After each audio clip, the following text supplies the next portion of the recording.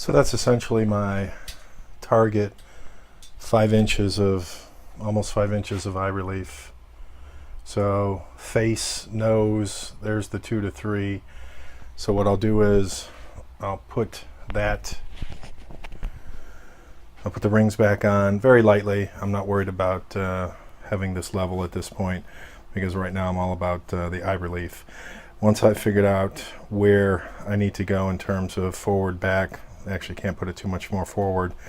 Might actually end up moving the mount up forward a few spots, but if this works, or if I like this, then I'll worry about leveling this, and again I'll use the meter for leveling.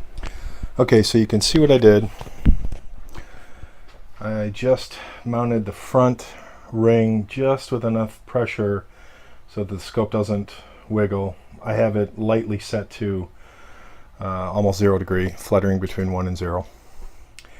And then I checked the eye relief from obviously where my cheek was most comfortable on this rest to where I want to be distance wise, roughly 2 to 3 inches from the lens. So I think we're going to call this a good first try. So what I'll now do is, since this is just temporarily in there, I'll mount the rear with a little more focus on having the same level of seam available on both the left and right side, and then get the inch-pound wrench out and torque it to, I think it was 20 and 15 or 15 and 20. I'll double check on the mount and we'll be there. At least enough for a first try. So, good stuff. All right, so I would say that that is a first attempt.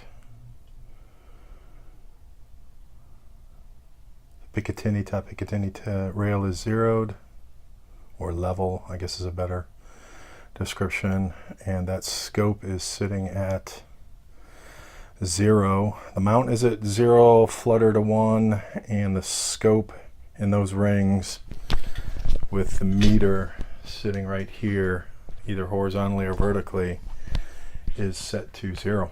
So that's as probably good as I'm going to get it. And what I'll do now is, or next rather, is use a green laser to sight it for about 25 yards, because I don't know how bore sighting is going to go with this, and then or at least get it near paper, and then go from there in terms of trying to get shot groups centered. So getting closer, more to come.